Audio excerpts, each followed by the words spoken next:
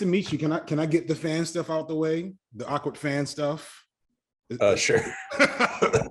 No, it's just it's wild to be having a conversation with you as a long-time YouTube consumer. And you being, I know you tend to deflect on your like cultural significance, but you're found, if there's like a Mount Rushmore of YouTube figures, you'd probably be on there. You know what I'm saying? Wow. If you think about it, because Wow, thank you.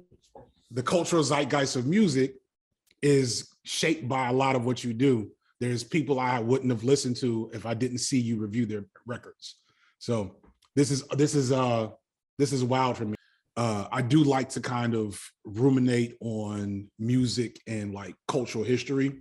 And so this video is in my head because I haven't done much for it. I talked to like a group of friends earlier this week that have known me for most of my life. And I'm talking to you, then I'm talking to a friend that's a historian. Mm-hmm. And so it's kind of like the millennials are getting ready to enter middle age. The youngest, right, we're getting old. Yeah. The youngest of us are in their early 30s. And then, you know, I will be 40 next week. And then like I don't know if it gets too much older than me. I imagine being the oldest millennial, that my like cohort. And so it's like that. It's like, okay, so what does that mean? Because I feel like we were the first social media generation. Like the concepts of social media were built on our whims and, you know, our things that built algorithms, et cetera. And these are the culture that we produced. And so like now we're old enough that we now have, I don't know if it was a video you made or somebody else talked about the Super Bowl halftime show this year. Mm-hmm. Being the first time where we were the centered demographic because now we represent like the largest adult. Yeah, there's probably a lot of other people that said that, but I pointed that out in my video about it. Yeah, you know, especially just specifically in regards to hip hop, just because like, you know, it's become like, you know, it's at the point where it's like, you know, Britney Spears doing the Pepsi commercial, you know, for the halftime show, essentially, you know. And I mean, like it's become that culturally relevant.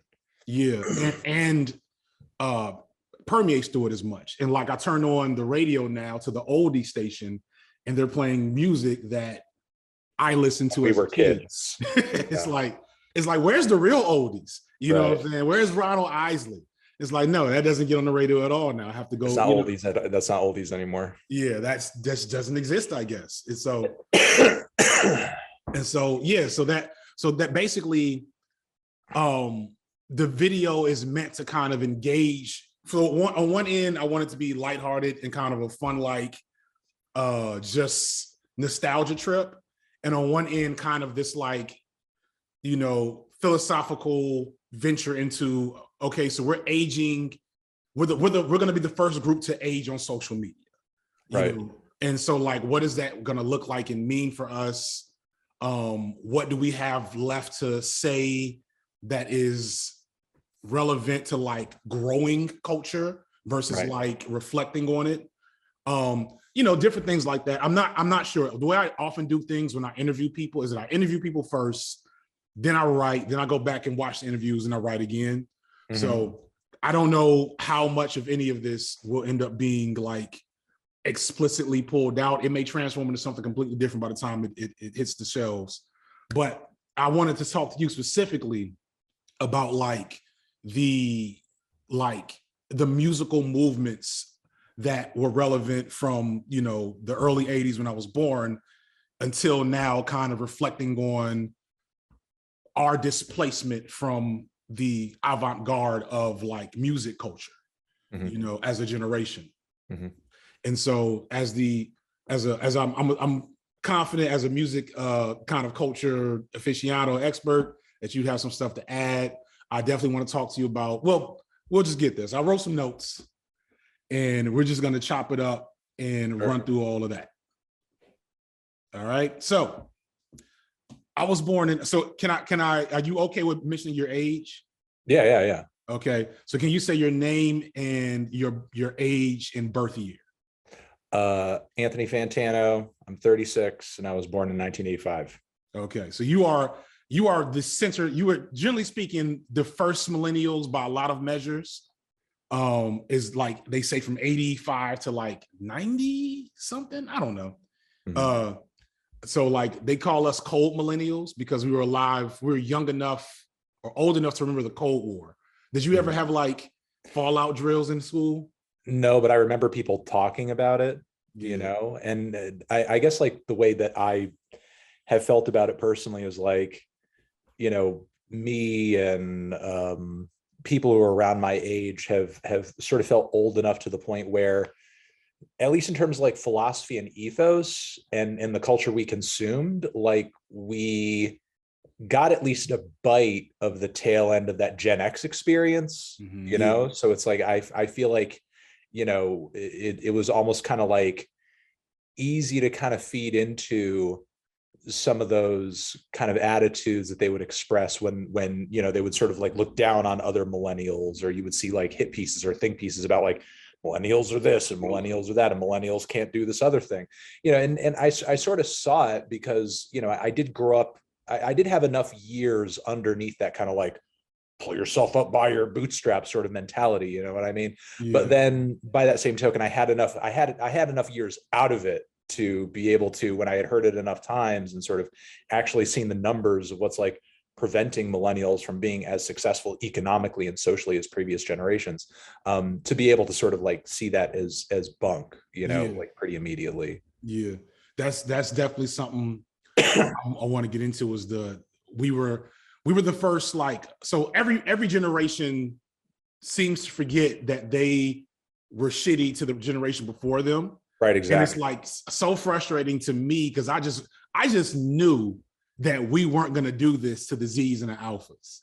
Right. Like in my head, I'm like, there's no way we're going to repeat this same bullshit that the Xers and the boomers did to I, us. I was I was hoping not to, and it sort of seemed like maybe for a second there would be, and I suppose like the clock is still ticking. It could happen, but I Right. got a little worried for a second there when I was seeing like those videos going viral on TikTok of like you probably saw that one of that white girl who's like, Zoomers are canceling Eminem, like no way, and then she like started like, you did you see it where she I starts haven't seen that rapping? one, but I've seen a couple of stuff like that where it's like, and it's just why don't we just let them do their thing?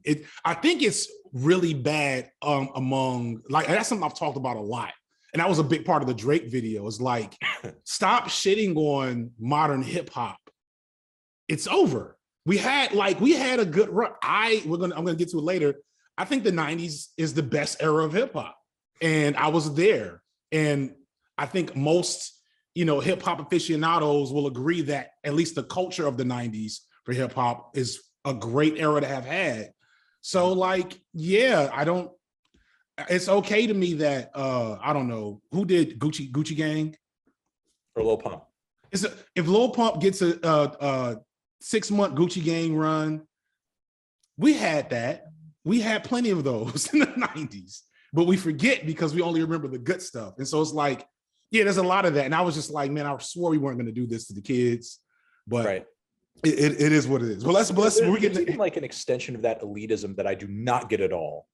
That even goes into the 2000s, when the fact of the matter is like, when you go back, like it was the Soldier Boys of that era that were laying the groundwork for the Gucci gangs, and it's like I know people who I grew up with in college, or were huge hip hop fans or just general music consumers in college, who were just like, I don't get any of this stuff. It's like, it's like, how don't you? do you think 90s heads got Soldier Boy? Right. Like, it's like, I Yeah. was there, you and I both knew how to crank that, so it's like you can't have bought into that craze, but then later down the road be like, I don't know about this Versace thing. Kind of seems Right. like it's It's going a little too far. like Tone Loc, Baby Got Back.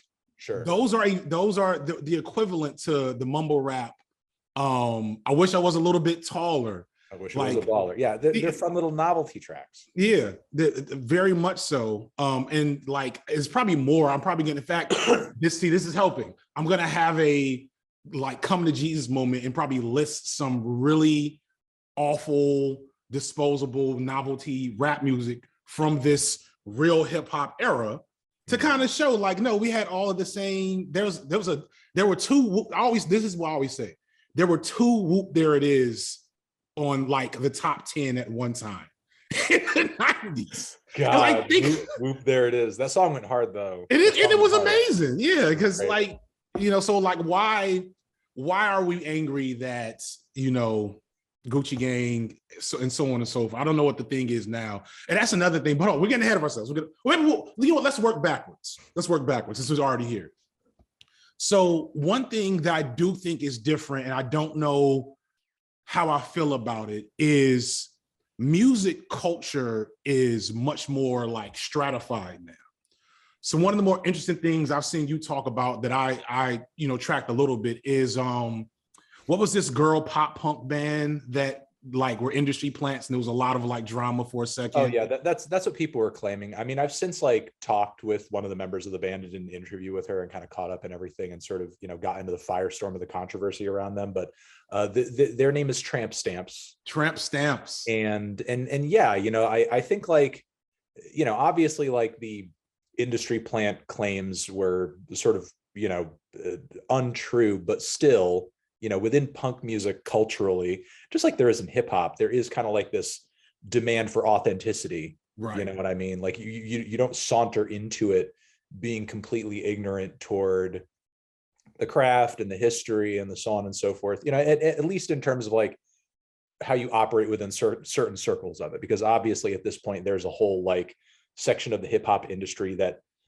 exists just purely for the industry side of it. And it doesn't matter how plugged in you are to the history of it or anything of the artistry, you're just kind of doing your thing to kind of get the bag, to get the product. And obviously like at this point with pop punk and punk music in general being commodified in the way that it has, there's a whole section of punk music that's pretty much serving the same purpose as well. Right. And acts like Machine Gun Kelly, Avril Lavigne operate in those spaces, who have sort of like a punk affectation to their voice and sort of a punk style, but it's like they're not like playing basement shows or anything like that. They don't have like super overtly like political lyrics or anything. It's very what's the word I'm looking for? Pasteurized. Yeah, exactly. And people who were true punks on TikTok were sort of like seeing this band thrown in front of their face. And the way the TikTok algorithm works is that it's all purely just based on engagement.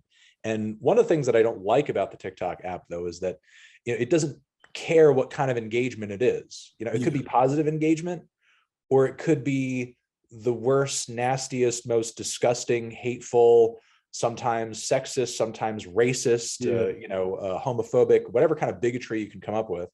As long as it's engagement, the clock app doesn't care if it's the worst engagement in the world, it will influence it. It'll find people who are connected to other people who are engaging with or liking or reacting to or commenting on similar content, be it positively or negatively, and just flood all of those people onto a certain side of the app. And then it becomes organically viral, even though it's more like a virus, because it's making people upset, but it's infecting people with like an anger, like an upset attitude, just to kind of like put a label on it. If, for example, you had some ignorant, young mumble rapper, and I know this is like passe at this point, but for example, if they wanted to come onto the mic during an interview and just be like, yeah, Tupac sucks, Tupac is trash, he never made a good song, it's going to algorithmically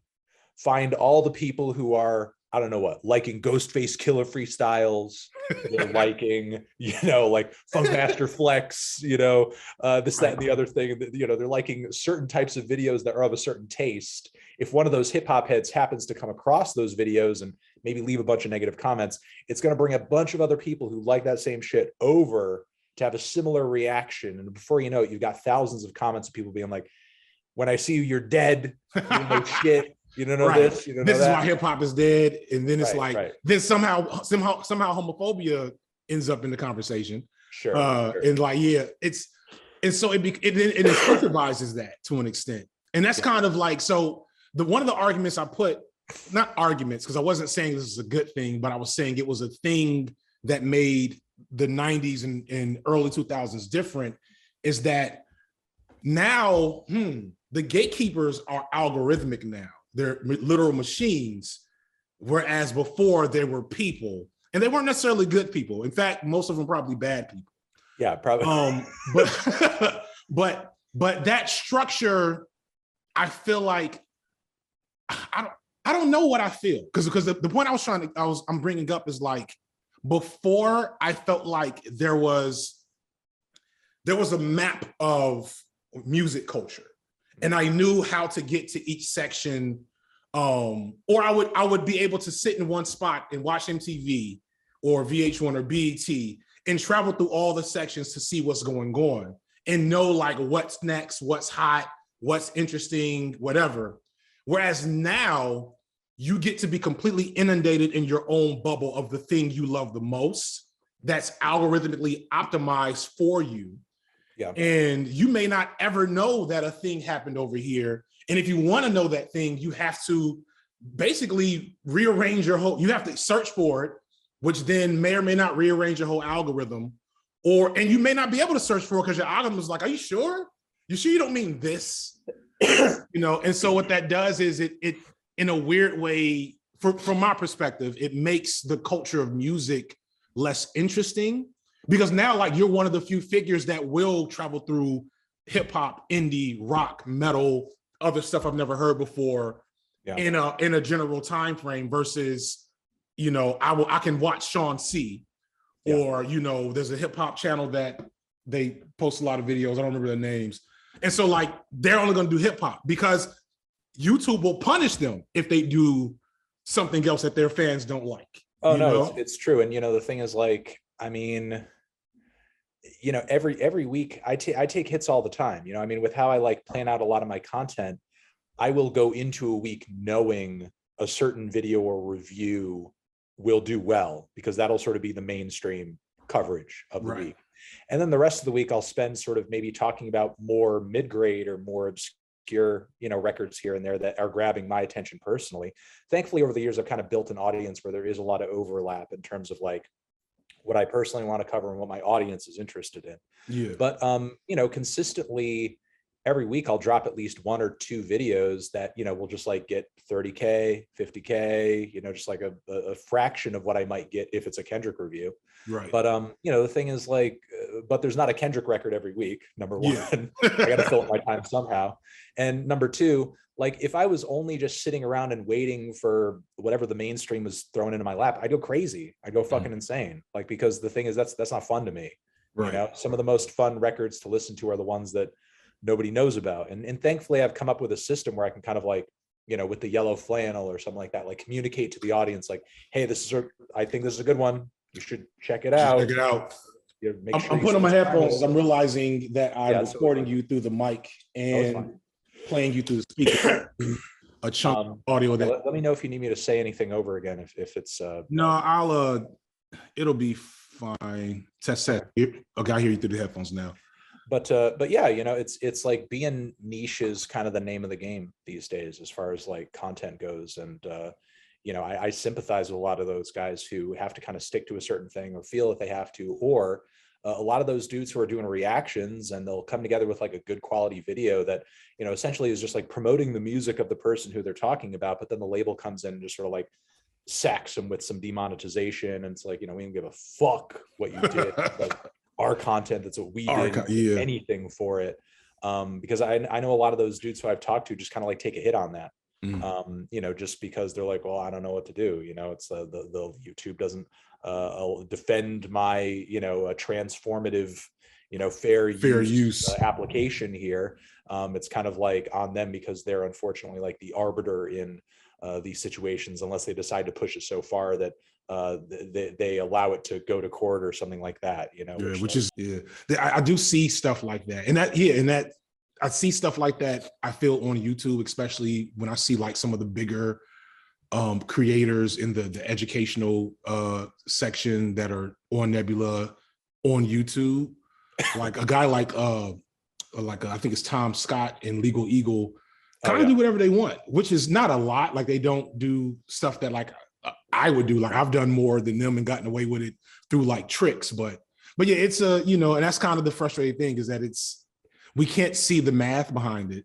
We just have to trust them, and they've proven And I don't think untrustworthy. there's any math. I think they're all just doing it on a case by case basis. Yeah, I feel like I get away with stuff now that I wouldn't before. But I also know who not to cross. Like this Manosphere video I just dropped, I just got cleared last night. So I've lost. Well, I didn't lose the money. Wow. You know how it works. I watched that. You just finally had it cleared. It just got cleared from, and after like blurring, I blurred all this extra junk. Yeah, I saw you did that. Yeah. And like every time the blur would go through, they would just pop up another. They would go 5 seconds earlier. Well, what about this? And I'm like, okay, you guys are being assholes. Now I have to just challenge you. But I probably lost a couple of $100, and then now that money has to go to July that I didn't lose, which it is what it is. Right. But yeah, so the algorithms and like what we're doing now. So let's go back a little bit. So despite all of my hip hop videos, I am also, I wouldn't call myself a metalhead, but I'm probably the equivalent to a white hip hop fan, a casual white hip hop fan could be to metal, if that makes sense. So it's like it's like if there's a bunch of people around like talk about metal, I can come in and be like, I really like Metallica, and ruin the mood. Like that's and so I'm like that because going back to the kind of music culture thing, I went to a relatively diverse high school. And so there was the hip hop lunch table, the popular lunch table, which maybe have hip hop, but it wasn't going to be as hip hop as the hip hop lunch table. And then like, I also played sports with, the white guys that were the offensive line. So I would pop up over there and they would hand me, a Megadeth CD or a Tool CD, or, when I was really in high school, Stained and Korn. And so it's like that ability to traverse culture. We can't speak on it, right? Because we're old, but I do wonder what that looks like for kids today. If they have, how are they sharing culture with each other across these schisms, Yeah, the internet, good inadvertent Tool reference there, schism. So that's my favorite all-time band. I couldn't help it. I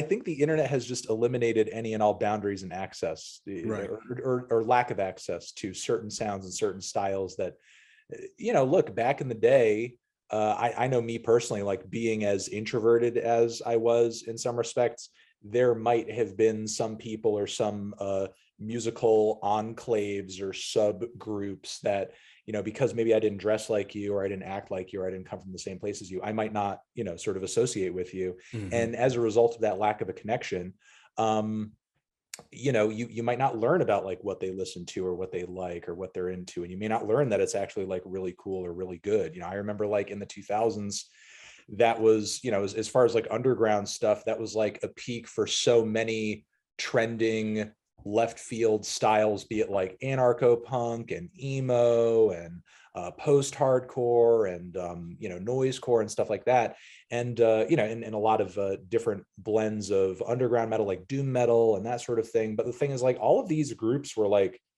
had at least a little bit of like animosity toward each other, and also that was felt towards some of the older groups who, maybe be them old school punks or thrash metal heads who felt like all the new stuff was just shit. Yeah. Especially that emo stuff, which was weak. And of course, like associated with emo, there was a lot of homophobia too at the time. Always the homophobia and the misogyny is such a key character in this story. Right, exactly. So the thing is, like, all of that at that time, all of those hangups culturally would probably prevent you from traversing into different groups and, learning about, different musical movements going on and cultural movements going on at the time. I know me personally, I had the benefit of, being the music director at the college radio station where I went to school at the time. And I loved it. And I loved just kind of being at the station because everybody there who would do a music show, and that was the vast majority of what everybody did. Everybody would do a music show just based on their very specific tastes, So there were people who were doing hip hop shows, there were people who were doing indie shows, there were people who were doing, metal shows and stuff like that. And I always got an opportunity to, if somebody was playing something interesting, to be able to ask them, like, what is that? It's like, is that the new this? Is that the new that? It's like, I've never heard this artist before, like, do they have an album that just came out? And just be able to kind of get my fill of what everybody's kind of hearing and listening to. And that was probably as efficient as I could get at the time. I couldn't go on like some kind of indie themed subreddit, Right. maybe like a message board or something like Yeah, that at the at time. most. Yeah, I couldn't go on some indie themed subreddit. I had to actually have a conversation, Right. and You because couldn't of like the hashtag general like indie talk and right. then go through it. I'm sorry, go ahead. Oh, and because of like the general, I don't know, kind of chillness of the fact that even though we may not all be into the same music or kind of have the same vibe, we're all into this radio thing. That was kind of enough to, I think, have people just kind of let their guard down and just be open about maybe these other things that they wouldn't necessarily connect with other people on. So a lot of what you said brings you to, so we're going back still in the 90s before we get to 90s hip hop. So I discovered I had maybe one metalhead cousin who was like a legit metalhead. And we, made fun of him because he was black, and that's what we did at the time. It was before the black nerd wave of the last 20 years, 15 years or so. But I was like, but a couple of things, I never forget hearing I'm not crazy in an institution, and being like, okay, this is, and like the Tony Hawk soundtrack as well. But I say all to say, so I started really trying to get into metal and stuff like in the late 90s into the mid 2000s. And then by the early 2010s, I was like, what happened? Where is it as a commercial entity? And, I think about, I made a joke in the Bo Burnham video that like, there was a distinct white music culture up until maybe the last decade or so. And it's now gone, which on one end is cool because that means like there's all this like amalgamation of stuff happening.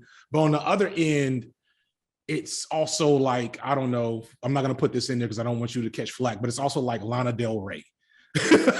You know what I mean? It's also like kind of watered down, it's also Jack Harlow. And of course, I'll put this on record. It's also Drake. And so it's all right, but Taylor Swift. Taylor Swift, et cetera. And so it's like, where are and so I had to find that, there is still punk and metal and new metal out there, but it's lost commercial relevance.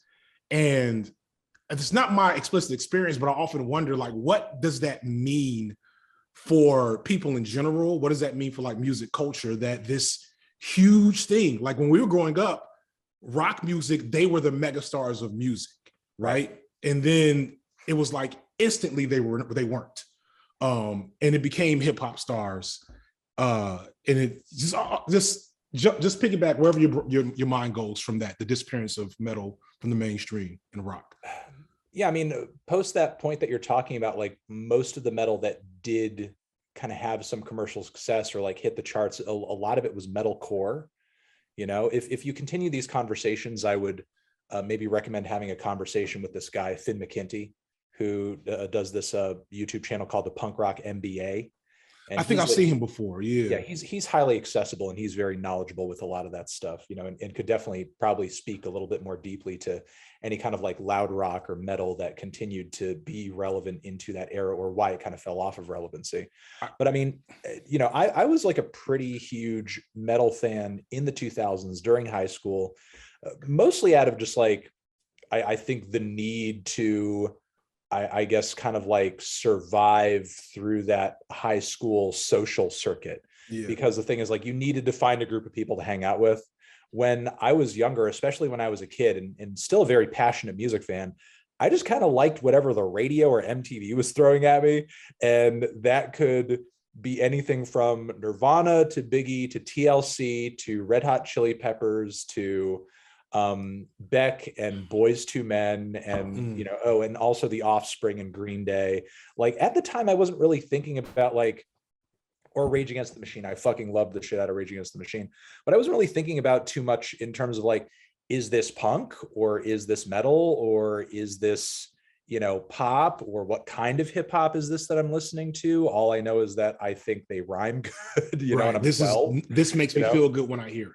Right, exactly. It's like like I wasn't putting a whole lot of thought into at the time, like what made stylistically and genre wise, like what made someone like Tupac, for example, sound different than someone like Eminem when I'm hearing, my name is Slim Shady, I wasn't really putting a whole lot of thought into that. I was just like I was just vibing because I was a child who was watching TRL on MTV and enjoying the music video for Freak on a Leash with the bullets going through everything. With the bullets, and then he grunts at it.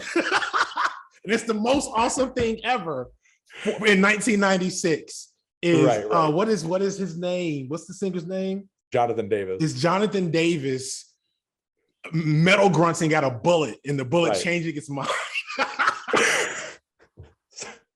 So that's gone. And that's kind of the thing. That's gone from the code. Like there's memes to put it in perspective. So maybe this would be something that I'll say. We're missing memes. Right. There's a whole genre of memes we don't have in the cultural zeitgeist right now because there is no ridiculous metal like energy within the mainstream culture. I think about Metalocalypse. I don't know if you were a fan. I loved it. I thought that show was great. Yeah, and I loved I guess his name's Brendan Small. I loved a lot of his stuff. And that's kind of what got me like back then realizing that this show makes sense to me because I remember when like metal was like the biggest thing in the world. But then also thinking they had a video they released for Blood Dracuted. And in the comments, it was like, this is better than most stuff on the radio. And I was like, it is, because none of this is anywhere. So go ahead. Yeah, and I mean, in terms of Metalocalypse, like better than some of the mainstream metal stuff that was happening at the time. Because I mean, that era of metal that I was into, that I kind of like fell deeper into because, moving out of junior high into high school, and you're in a new place. And I remember the school that I started going to was in a new town. And like one of the first things that I wanted to do or was like dead set on was like, I want to transition at this point and actually like ascend beyond my station of the nerd table that, I had been sitting at up until this point. And like, basically the easiest way to make that move was to go hang out with the metalheads and the punks because like, there was like, they're the most accepting, ironically. There was no barrier to entry there. And, I already listened to some of the bands that they liked. So like, why the hell not? As a result of that, I happened to fall into this era of metal music that out of every decade of metal thus far, I think has proven to be the most disposable. Because like, I don't think, maybe it really does contend with the 80s. It does contend with the 80s. Like when you're talking about 80s hard rock and you're listing out the Quiet Riots, Motley Crues, and so on and so forth. Like there's a lot of amazing 90s metal, be it death metal, black metal, thrash. That's when like a lot of the early, never mind. I'm sort of messing up my decades here, but there's a lot of great, amazing, fantastic, underground metal throughout the 90s and mainstream stuff too. That's just like mind blowing. But like, yeah, you'd really have to do a research project like decade to decade to see which decade of metal had more throwaway shit that nobody cares about anymore. But like, man, like, you could just like list the bands forever, be they like Coal Chamber or Disturbed or Stained or some that I feel, I'm in a position where I have a platform. I feel bad mentioning some of these names, but I'm sure some of these bands know that they're not in their heyday anymore. But groups like, Power Man 5000, look, you could Google, anybody on the internet now could Google if you want, in Ozfest lineup from the mid to late 2000s. First off, Ozfest. Yes, Ozfest. Like Google an Ozfest poster from the, earlier mid 2000s and just look up when most of those bands put out their last record. Chances are it's about in the realm of 20 years or so ago, or if it's not, most likely nobody has been listening to their last 5 albums. You know what I mean? So the thing is, like, it was such a painfully disposable era of metal that I was just so Therefore, and was listening to a lot of those bands and, vibing to them as a kid, while still, enjoying a lot of the groups that I still grew up listening to, but still, like, I bought into it deeply. Now, thankfully, like, there is some of it that did age fairly well and has almost like garnered a bit of like critical acclaim that older metalheads used to shit on Slipknot, for example. It's just like a dumb novelty band. But like, for example, like Iowa is a hard fucking record. Like, there are still goes metal hard. albums harder than Iowa from that decade. Also, I still like System of a Down. System of a Down was still amazing. They still get heavy rotation. The first time I heard Sugar, and then love Toxicity even more when it came out. And I love how just not love, I love but also hate how the lyrics of that record grow more relevant every couple of years. Right. I introduce my favorite that is not technically, like, they're not good, but they always had the best lead singles to their records is I can't remember their names now. Polyamorous, Diary of Jane, Breaking Benjamin. Breaking Benjamin. WWE. I never caught the Breaking Benjamin wave. Oh, they were. I'm getting goosebumps because they were such a perfect distillation of like new metal's best commercial. Just. It was another one of those moments that I really remember. I remember when I was a kid, the day, and while my parents weren't music nerds, for whatever reason that they were, they never sat me down at any point and had a conversation with me like, that's not real music, I'm going to show you some real music. Like, I never had that conversation with them. Nor did they ever like overtly poo-poo anything that I wanted to listen to. And there were even points where, like, just hearing it on the radio or hearing tapes that I was playing, my mom was actually kind of into the stuff that I was listening to, and would actually kind of defend it sometimes. There was one point at which she had like a boyfriend over when I was younger, and she would let me play my tapes on the stereo, and I was playing like some rap record, or maybe it could have been a song that I copied off the radio because I could just copy tapes off my little boombox that I got for Christmas once. And I remember her boyfriend at the time had said something like, "You let him listen to that? All those guys are murderers and drug dealers and da da da da da." And she's like, "Well, I like a lot of what they say." And like totally reverse Karen, like her boyfriend at the time, and was like cool with me listening to whatever I wanted to listen to. But I remember the day that Papa Roach's Last Resort played on the radio, because like my mom went to pick us up from either my dad's house or school, and we put on the radio, and my mom was like something like, "I heard this earlier and they've been playing it over and over because people keep calling in to ask them to replay it." And it's like, and even the guy who was on the radio was like commenting on, sort of like, "You guys are really liking this one, so we're gonna play it again." And it was just like, "This is my last resort." It was just like the hardest thing that you could hear on the radio that day, and everybody in the area where I'm from was just again apparently like going gaga for it and calling in to have it played again and again and again, because it was amazing. And it's like this is a stupid reason to like miss it, right? But the best way I can convey the sadness of that being out the zeitgeist is, why isn't that a TikTok sound? Like there's so much, you see what I'm saying? Like that's stupid. In defense of Papa Roach, if you go on TikTok, and maybe you should incorporate this in some way, they are kind of killing it on TikTok right now. Really? Oh, yeah, they're making a lot of TikToks and getting a lot of engagement on TikTok right now. I don't know how I had to look it up. Doing it, but they are doing it. Shout out to Papa Roach for kind of making. They did just release an album. Is it this year? They might have. They've also been like, I believe the lead singer has also been doing like some collabs with some alternative TikTok stars too. Okay. Like appearing on their songs and stuff. So there is like kind of some intergenerational crossover going there. As long as they're not doing what the guy from Stained is doing. Yeah, as long as they're not doing right. So all right, we got to move. Let's move into the same time frame, but now we're on hip hop. Why is 90s hip hop better than everything else? I mean, I feel like 90s hip hop is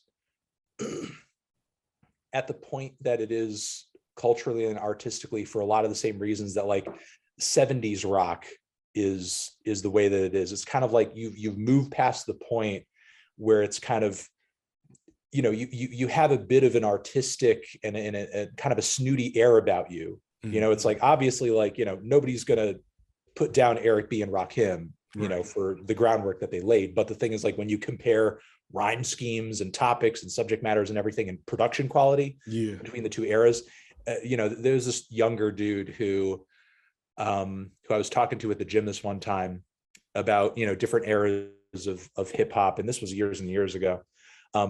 And I think he had been introduced to me by somebody else who sort of, you know, knew I was a big music head, and he sort of, you know, that's how he kind of intro the conversation. But when I was talking to him about 80s hip hop, which I have, you know, much fonder view of because I grew up with at least some of it, you know, whereas like he was maybe 5 years younger than me. He described a lot of the production from that era as pots and pans. And, you know, the thing is, like, if you didn't grow up on it, you know, if you didn't grow up on that stuff, I could kind of see how you would see it that way. Yeah, I've had that conversation with young folks before. So the thing is, like, you've kind of transcended all of these very rudimentary elements that served as the foundation for the genre, and you're kind of getting a bit more technical, and you're getting flashier, and you're getting a little bit more experimental, but not so much so that you've reached, like, you know, a late era Eminem or Tech Nine level where it's like, you know, really just like kind of purely about a show of like, how fast can I go? How much can I show off? How hard can I flex? You know, so it's like things are getting more technical, things are getting more adventurous, things are getting more detailed, but it's not reached the point to where it just merely felt like, at least for some artists, like an exercise. So, you know, you are kind of seeing that detail of artistry. You are seeing a certain kind of rage and intensity in a lot of artists where they actually feel like they have something to prove. You know, they're not just merely copying a rubric of what was laid down before them. They're trying to improve upon it to justify another decade of this existing. So there's kind of like an added hunger there. And I feel like a lot of the artists of that era, without necessarily knowing it, were able to kind of free up more artistic bandwidth due to the benefit of what they were doing already been spelled out for them.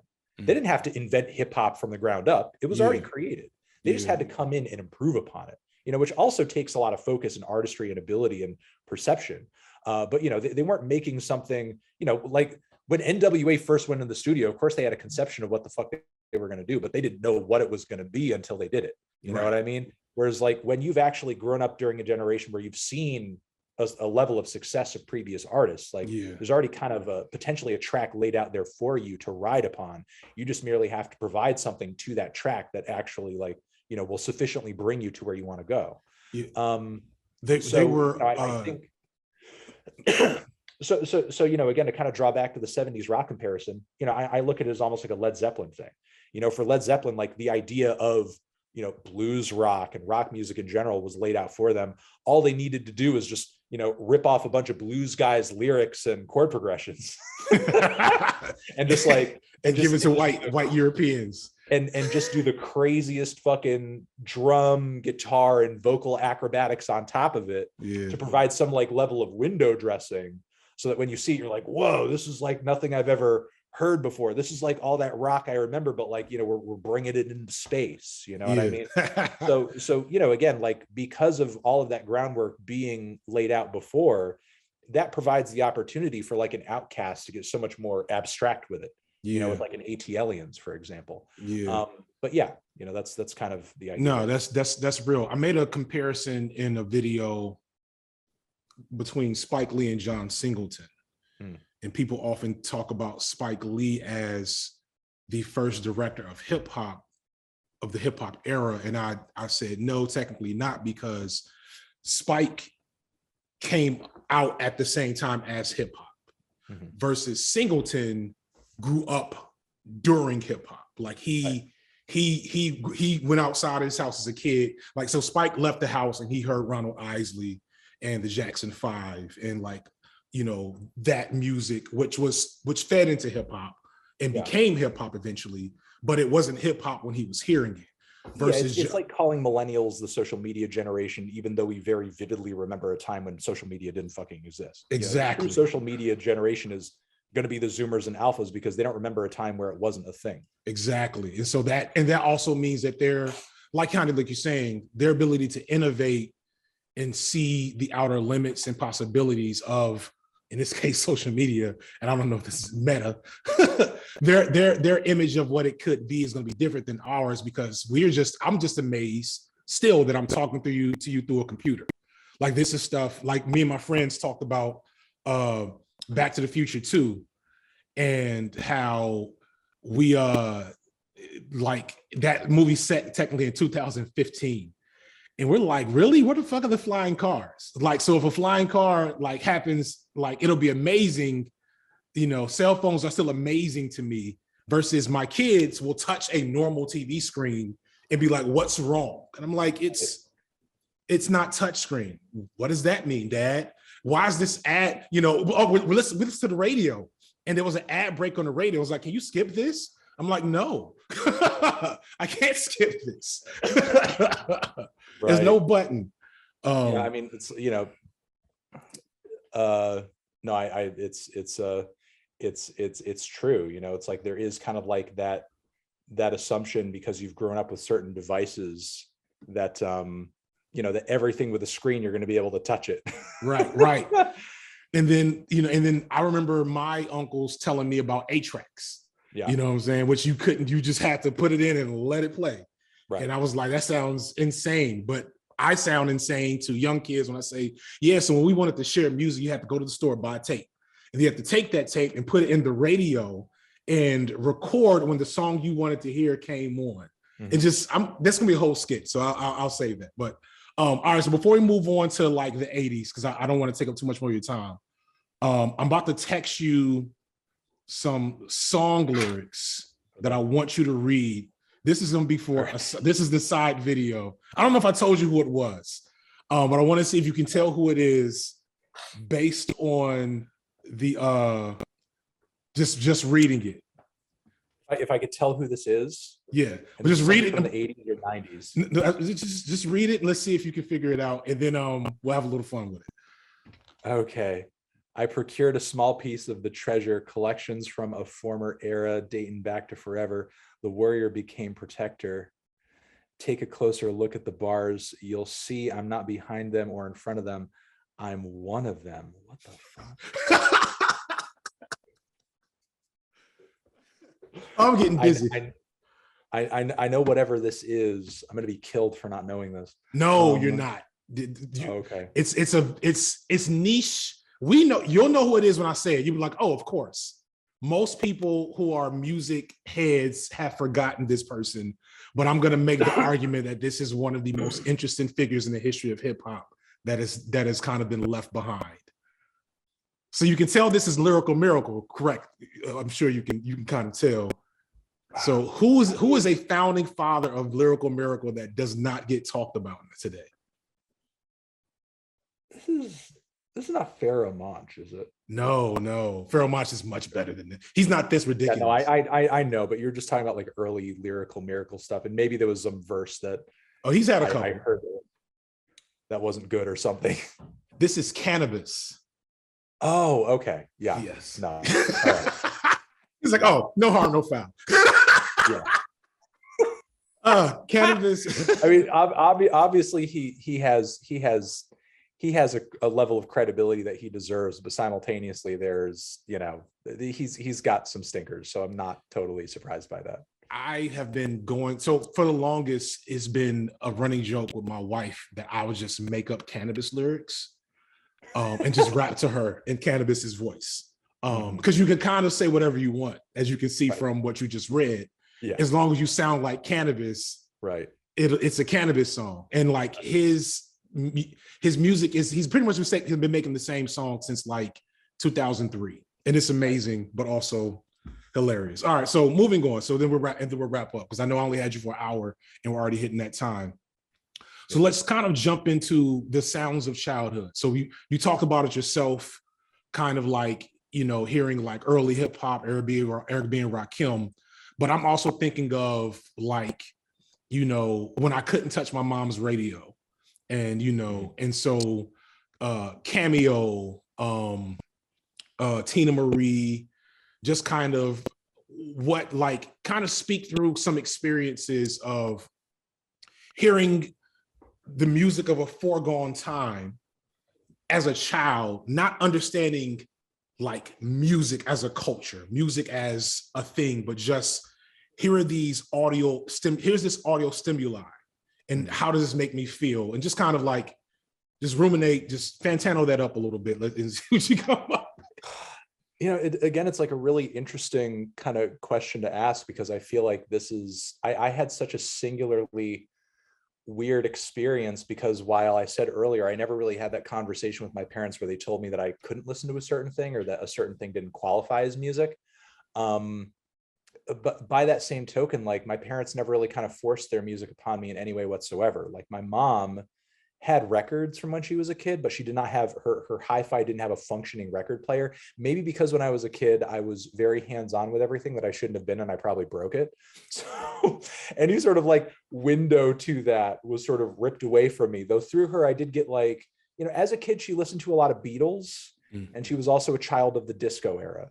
So, she loved a lot of like 70s dance music, and, Right. She liked ABBA, and she liked Donna Summer, and, she liked a lot of those artists, and she liked, Is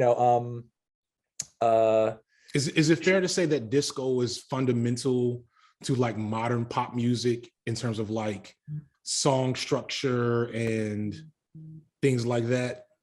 Yeah, I mean, if you want to appreciate like pop music in any way whatsoever, I mean, especially considering the fact that like Michael Jackson's like Off the Wall is like one of the greatest pop records of all time, and is also purely a disco record, and is arguably the best disco album of all time as well. Like disco is undeniably a part of the general pop blueprint and DNA, and there's like no denying that. But she was a child of the disco era, and also enjoyed a lot of the major Woodstock artists as well, like I know that she had a Richie Havens record, for example, that I was able to finally get like onto the platter when I was much older and in high school, and actually got my own record player. So she liked a range, but she didn't really force a lot of music onto me. And my dad was even less so into music and could barely tell you one artist from the next. And I remember though, when I was a kid, it was kind of funny. Like, I don't know if it's something that he thought would be beneficial to me or my brother or something, but I remember days where we'd be in the car with him sort of driving to school, and he would just be playing classical. But as he was playing it, I didn't get the sense that he was actually enjoying it. He's like, this is what I should do. Yeah, I thought that he was just playing it just to be like, maybe either calm himself down or just be like, if I expose my kids to this, maybe it'll smarten them up or something. It's like, which is as a parent, I've done plenty of shit like that. Like the whole, there's a whole show, I can't remember it now. Baby Einstein. I don't know if so yeah. But like, as I got older, whether it be, it was kind of an awakening for me when I got into punk music, because when I was in junior high school, and I was in, not junior high school, when I was in junior year and I was in my senior year, and I got into punk music, and that was sort of like, at least for me, rubric wise, that was sort of like the realization that, wait a second, there's like this older and more obscure and cooler version of these styles of music that I'm listening to that I like. Let me see if I could find that for every other genre. So that's like actually when, my biggest exposure to 80s hip hop was around that time. Like I had heard some tracks here and there, but like, again, I was a child of the mid and early 90s. That's when I first started like watching MTV regularly, and I first started listening to the radio more intently. That's where that's the era of stuff that I was hearing regularly. Like I didn't become like a Public Enemy fan until I was like almost graduating high school. I didn't become like a Slick Rick fan until I was like graduating that era. And then I just I spent like those years in my initial college years being so up my ass, I didn't want to listen to anything like past the 80s or 90s, like, or 70s, like in most genres, I think it's good that I want everybody to have a moment like that where they can be a music asshole. Because like it's awful, but like that's one of my favorite moments in time. When I had an empty backpack. I was a backpacker, but like I was like, what are you supposed to put in this? So I would just have my CDs in it, in my CD player. And like I did have a moment where, in college, like if I was listening to any hip hop that was new, it was Mos Def, it was Black Star, it Right. was, some local Lyricist Lounge. rapper or something Yeah. like that. You know what I mean? So no, I get that. I Yeah. get that. So yeah, all right. All good stuff. Last question I'm asking everybody from the different panel of experts. What is it like aging right now? What is aging to you? In whatever, whatever way you want to describe it. I guess specifically in regards to this cultural conversation, it's exciting, but then also odd, because I feel like my job puts me in a place, in a position, and also just my own personal preferences, to where I'm listening to a lot of younger artists and enjoying what they do, and I'm very excited about what they do. And I feel like, just as it was the case when I was growing up,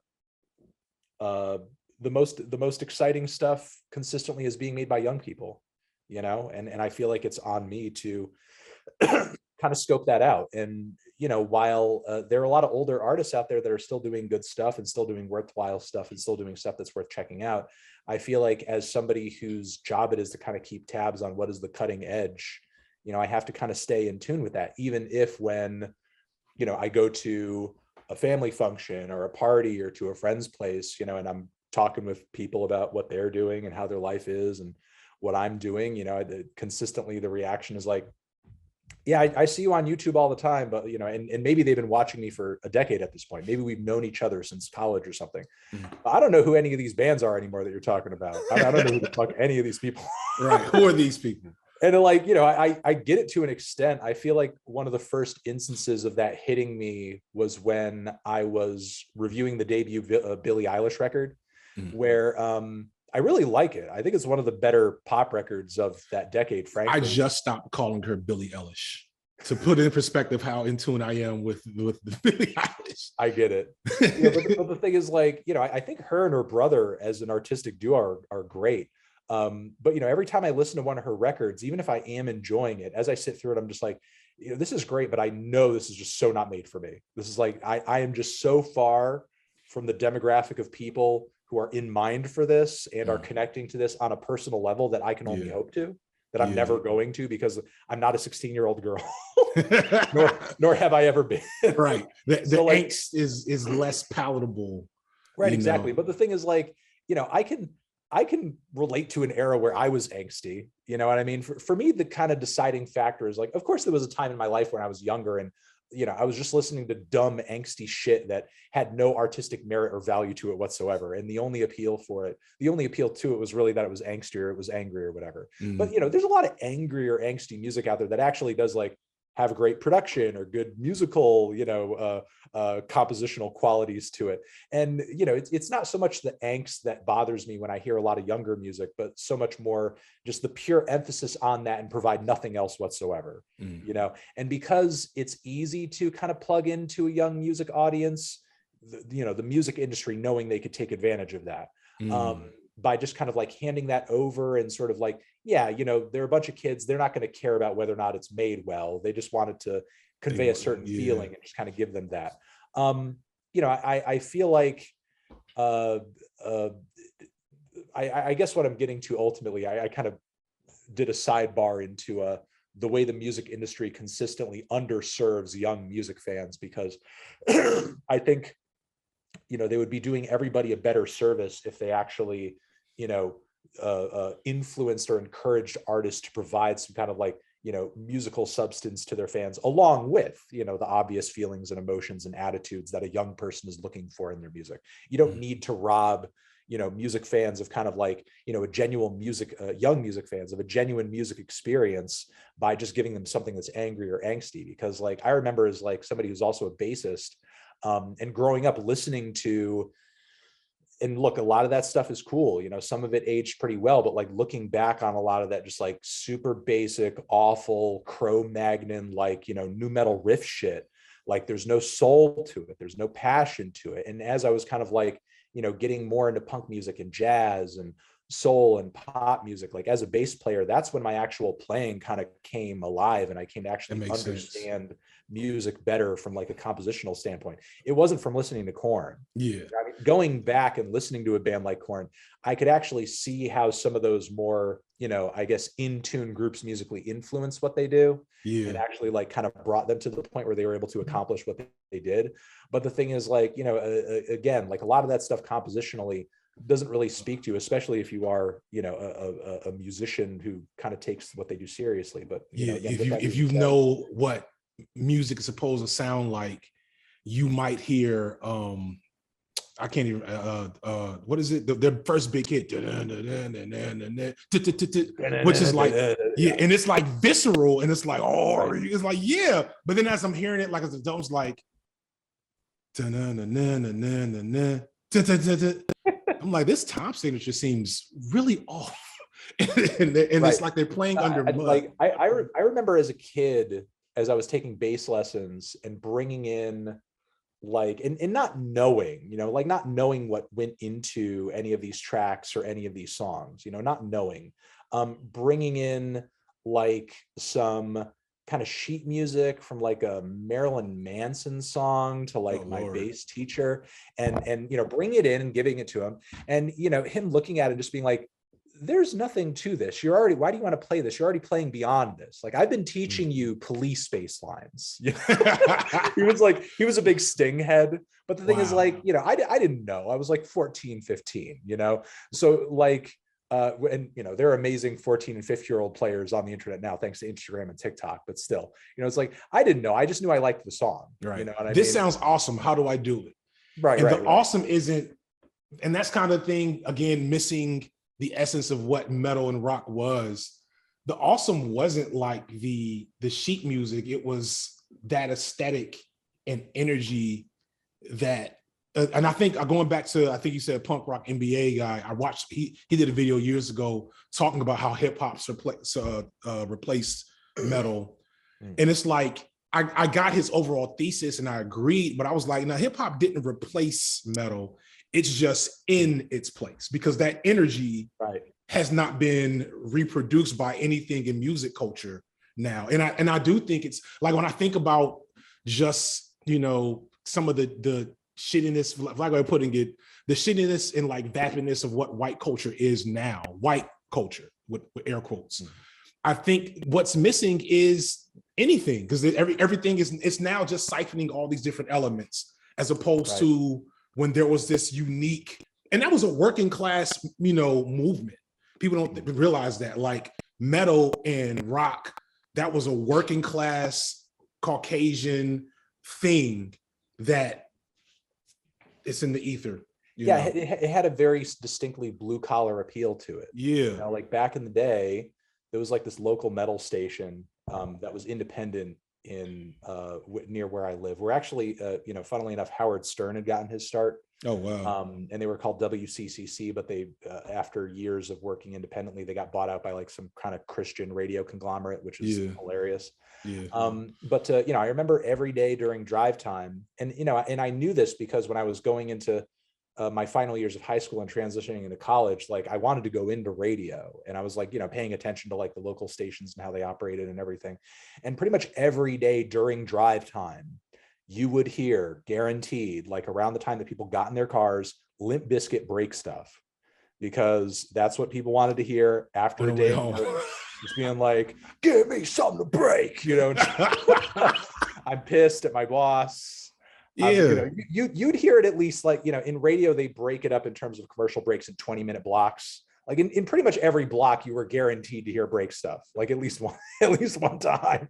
But to kind of finish off some of the thoughts that I was saying, like, with the bass stuff, the stuff that my bass teacher, in terms of like what I liked, that he was actually interested in teaching me, was when I had brought in a Rage Against the Machine songbook.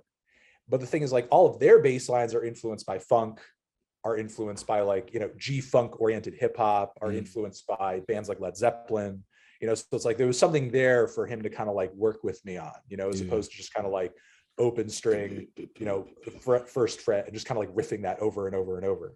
So there's that element to it, to kind of finish off the the aging conversation. I guess to put it succinctly, specifically in the music space, I feel like because it is such a young person's game, I do hear great records from older artists every year, and I review them positively. And a lot of my young fans are receptive to them. But I feel like more and more I'm like kind of a guest, because it is sort of like, you know, again, it is like a young person's game. And I do have to try to, you know, at least like appreciate not just like the artistry of what a certain person is doing if it is good, but also like, you know, how much that person's youthful energy may go into what they do and how much that kind of serves as an appeal as well.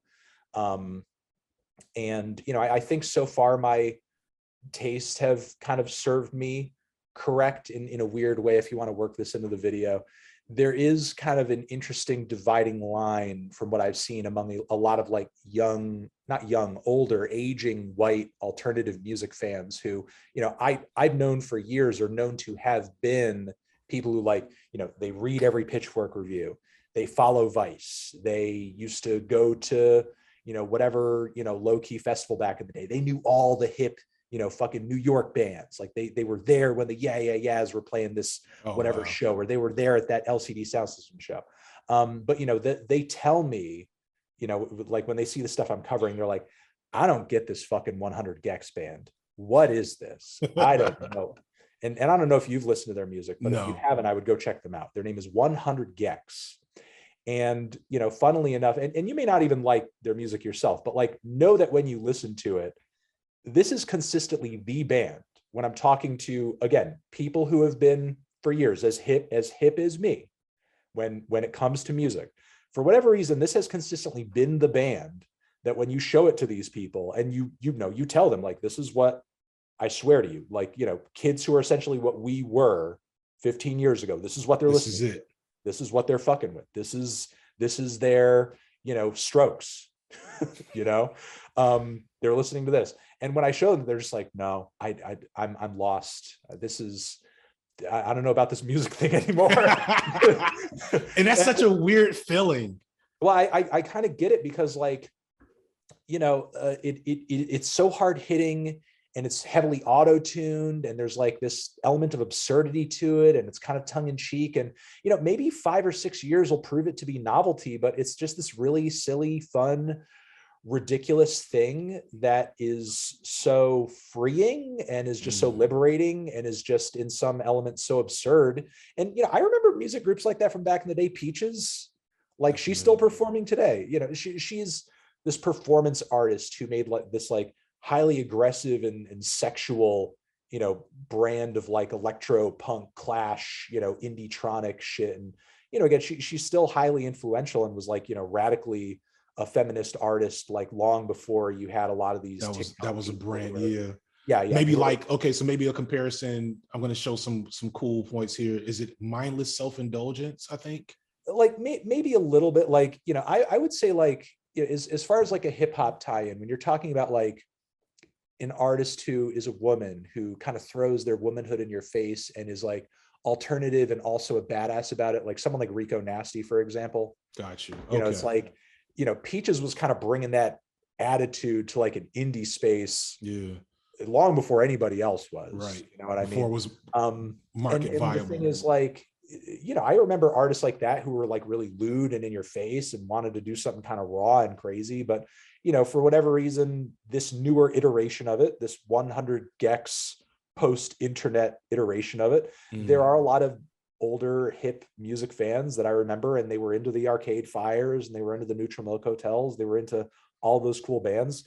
Yeah, they're just not working. You know? And I like it. I think what they do is pretty cool, frankly.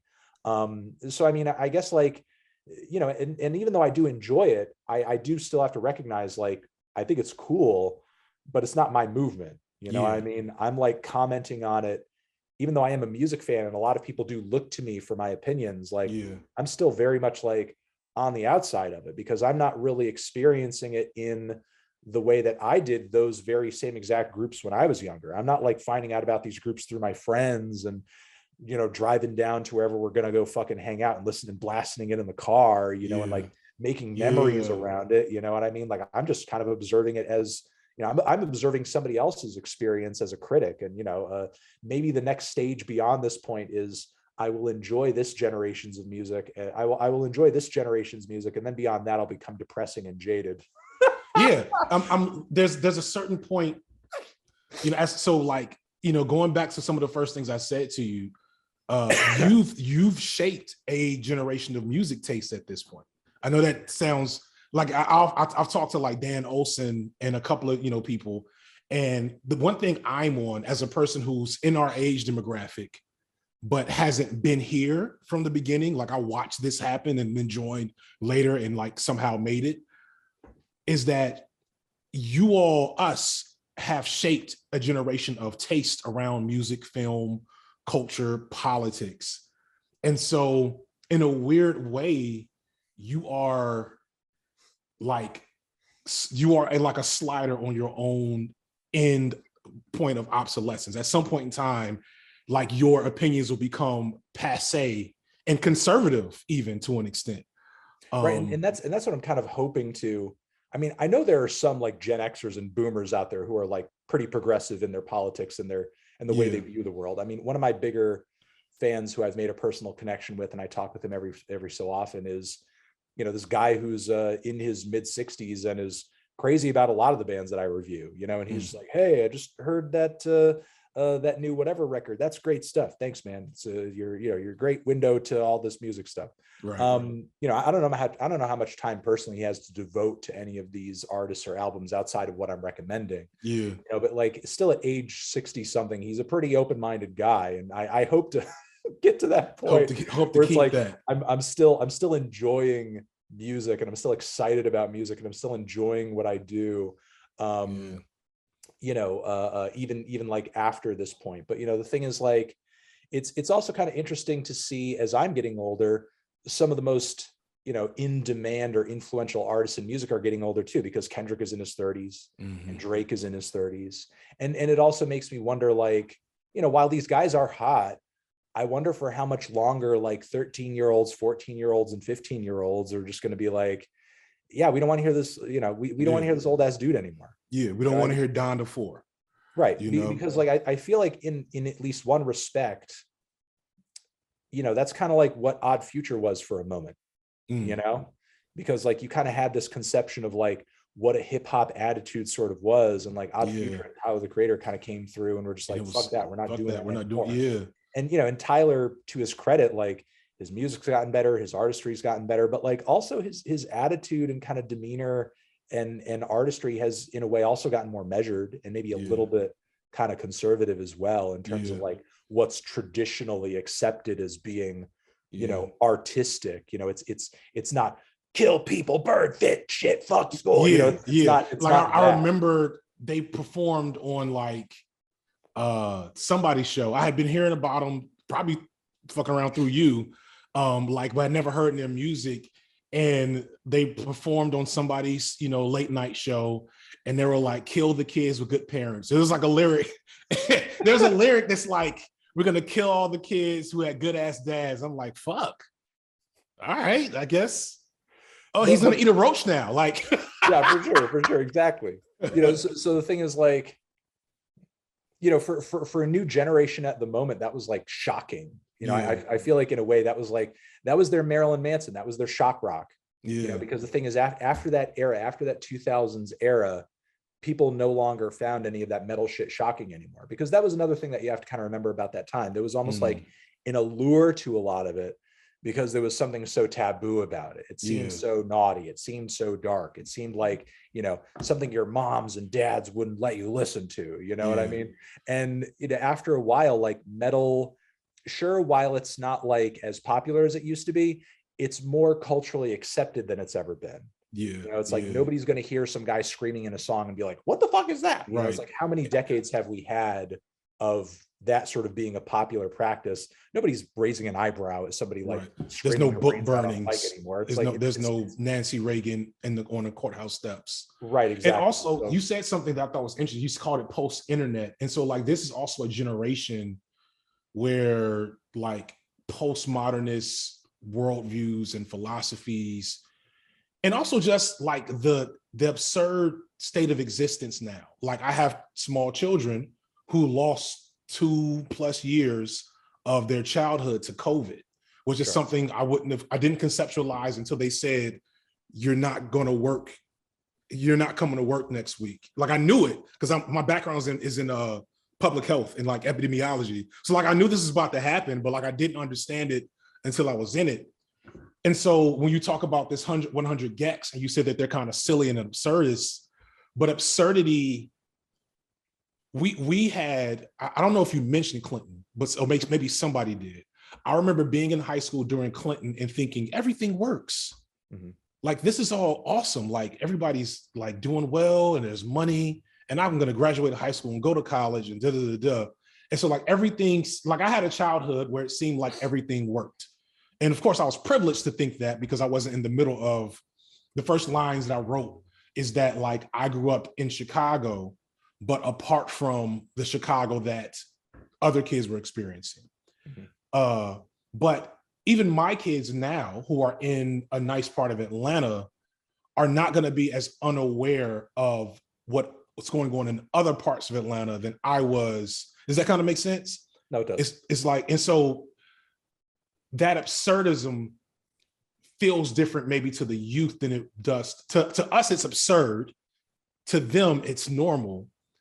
And so that creates distance, you know, this, I'm sorry, I'm ideating about the different points I'm going to hit.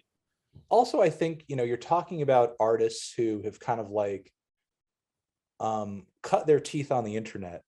And the internet from like its earliest beginnings to, you know, fast forwarding to some of the initial websites and enclaves where you used to have like mass convergence, be it like 4chan or Eben's World or Newgrounds, like a certain kind of absurdity in terms of like humor, like is what really kind of made or broke things on those platforms. And I think as a result of that, like you do see a continuation of that same, like, you know, ethos comedy wise, whether it be in the boomer stuff, like I Can Has Cheeseburger, and you're just kind of looking at like, you know, weird little animal pictures and edits and so on and so forth. Or if you're looking at, you know,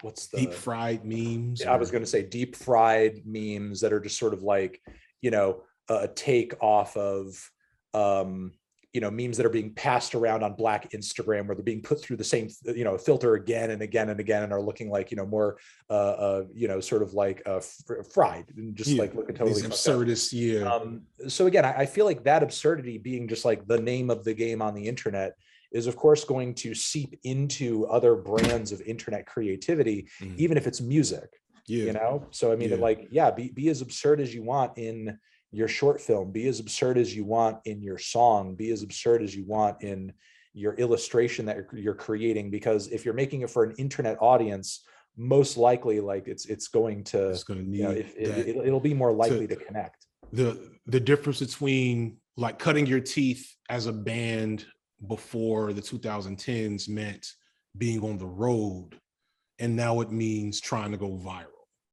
Essentially, you know? I mean, I did a conversation recently that you might find interesting on the Fantano channel with Herman Lee of the band Dragon Force. I think I saw, I didn't know who he was, but I didn't watch it, but I know what you're talking about.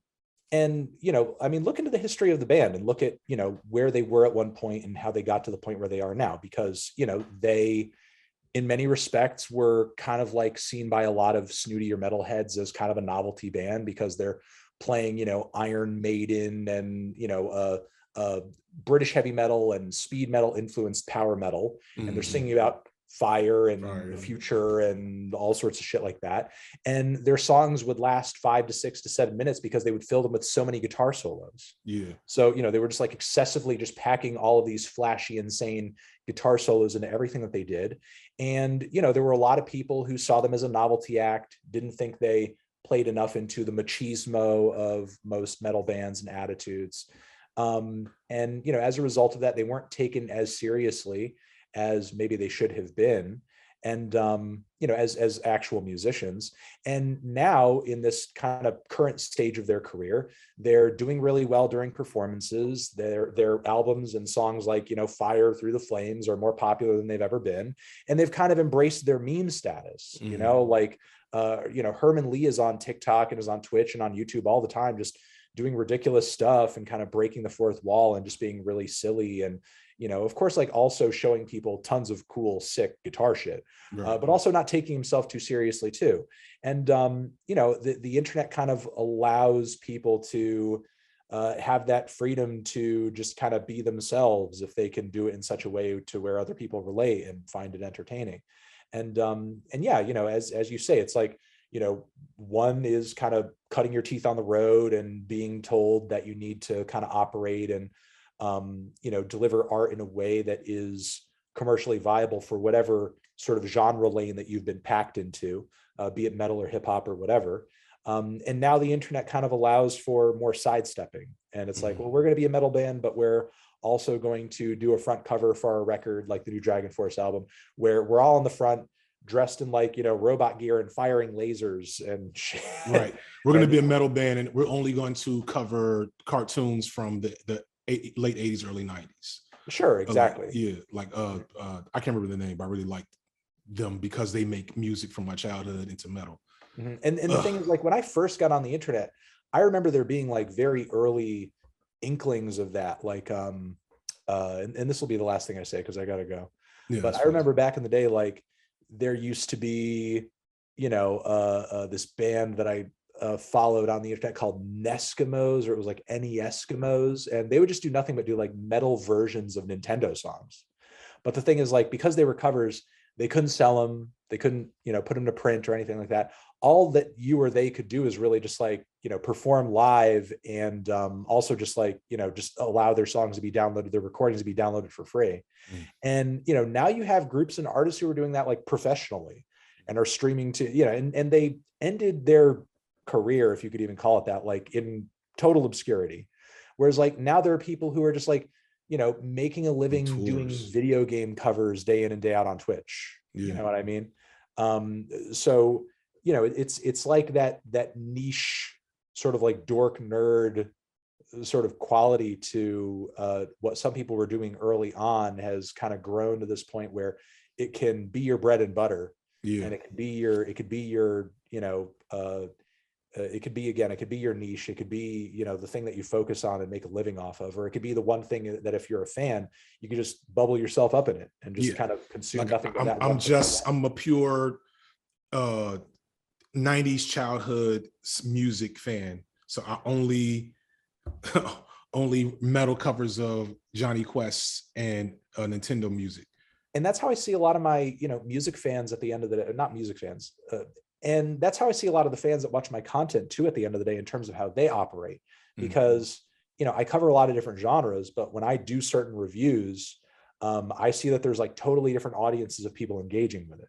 You know what I mean? Like when it's the Kendrick Lamar fans, that's a certain group of people. When, and they have, certain ways in which they analyze music or see life. A lot of them may come from totally different backgrounds than the people who will come into the Charlie XCX review, which, like, of course, are a lot of the white, nerdy, alternative, rock and pop fans who watch a lot of what I do. But then there's also like a huge subsection of the queer community that comes into that review, whereas like it's kind of funny. Like I have these two different groups of people who will watch me given what I'm covering and what I'm talking about. But kind of going back and thinking of a song like Auntie Diaries, for example, and then also kind of taking that and looping in with some of the people who watch my content who are in the queer community. I mean, of course, there are commentators who are aware of that track and what they're bringing to the table. But like in some discussions that I've had, asking about like, hey, do you know friends or know people who are listening to this track? Do they feel anything about this track? I mean, some of the responses that I've gotten are like, no, none of them care about this song. It's not for them. Doesn't mean anything at all. Made for them in mind, and it doesn't impact their lives. They don't give a shit. They care more about what Chloe Bailey is doing. It's what's going on with Chloe Bailey right now. Beyonce Jr. Right, exactly. So yeah, and through what I've observed just through how people watch my videos, yeah, people do bubble up and they're just kind of interested in that one thing, and they kind of cross over with me when I happen to be talking about or engaging with that one thing. That's I think about that a lot, because that's awesome on some levels, because it means you get to have better and more of the thing you love the most. But it goes back to that lunch table talk earlier of the culture being also like brand optimized, like it's also like a market optimization. And I wonder not so much what's missing, because I had it, but I wonder like what music culture will be after a generation of algorithmically optimized music taste experiences. So I know you got to go. So quick question. So I don't know if you've seen like the videos where I do interviews, like this is an hour and a half, which is awesome. And I appreciate that. All of 5 minutes will make it into the thing. But I'm wondering if I cut up, if I cut up like pieces, and put them into like on my side channel, would you be okay with that? Yeah, that's totally fine. Okay, cool. I just wanted to ask you first. In addition to what we were just saying, I would just throw in one more thing, because I also do see, at least in my experience, this growing number of people who are just a little bit into everything. Yeah. You know what I mean? And, people who will be into Charlie XCX, but then also into some metal group. I mean, one of the funniest things that I know I definitely had something to do with that I've ever seen on the internet is this picture of Carly Rae Jepsen, who she came out with this record Emotion that I reviewed pretty positively. And I remember, is that Call Me Maybe? Yeah, Call Me Maybe. Yeah. But she did a follow-up that I thought was really good and had like a lot of 80s pop influence on it and stuff. I thought it was like a really well-produced and written record. It wasn't perfect, and I didn't, give it the most positive review that year, but it was like positive enough. And I think a lot of people were like kind of jumping into the review being like, why is he reviewing Carly Rae Jepsen? Like, what's going on? It was positive enough to where it like caused a lot of my white, alternative rock, indie kind of music fans to be curious about it. And they actually tried out and were like, holy shit, this is kind of good. It's actually really good.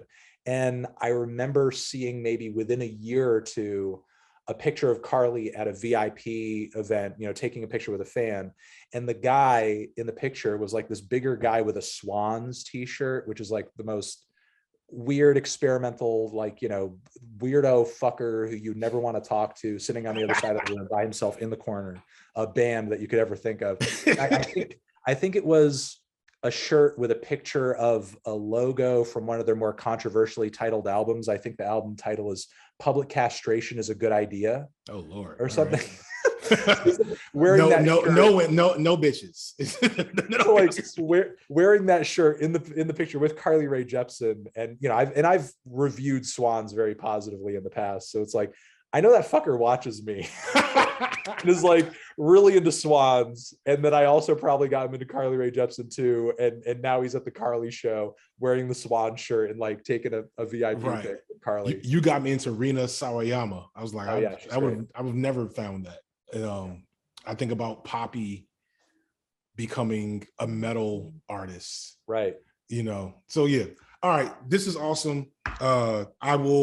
This is probably a July release, especially since the Manosphere video has dominated me. Yeah, that's been getting some good numbers. Good numbers, but also like I didn't finish it. It was a production disaster, lots of frozen renders, and a sponsor that I was already late for. And so it was like, I'm just gonna cut this in half and render what I got.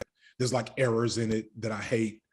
But I also knew it was really good. Cut out in the editor, or you can't cut out. I can't now because I blurred so much shit to get. It's gonna be fine, but like you probably know from a creative, like I put out a product standpoint, I'm just like, I want to just let it get. I'm gonna like part of me is gonna kill it and just put the whole thing. I'm gonna put the whole thing on Nebula. I don't know. I have to figure it out. Either way, that has to be done just from a creative standpoint before I finish this. So the earliest for this is July, because I'm also going to travel. I want to interview my mom who's actually sick. So it's going to have like a real emotional punch in my head. You know what I'm saying? So we'll see. But this conversation, I don't know. We'll see. Either way, I always give people a heads up before their face pops up on my content, just because these conversations Like I made a joke on Mia Cole did a video, and I made this joke about Amber Alert because I got an Amber Alert in the middle of the conversation. I made a joke, and I was like, "Do I want that out there?" Because somebody's gonna bad faith clip it. It was hilarious and it was really quick, but I just felt insecure about it because that's how they got Lindsay Ellis. Like somebody just sat there and pieced together 30-second moments that weren't good, and so I always give people that freedom to like at least see it before it gets out there and say, you know what, can you cut that slur I used right there? So yeah. All right. That's pretty much it. Let me let you go. Thank you so much for this time. Looking forward to, thank you for spending time with me. This is cool. This is awesome. This is a great conversation. No problem. I'm looking forward to seeing how it comes out. Awesome. Peace and blessings, man. All right. Bye.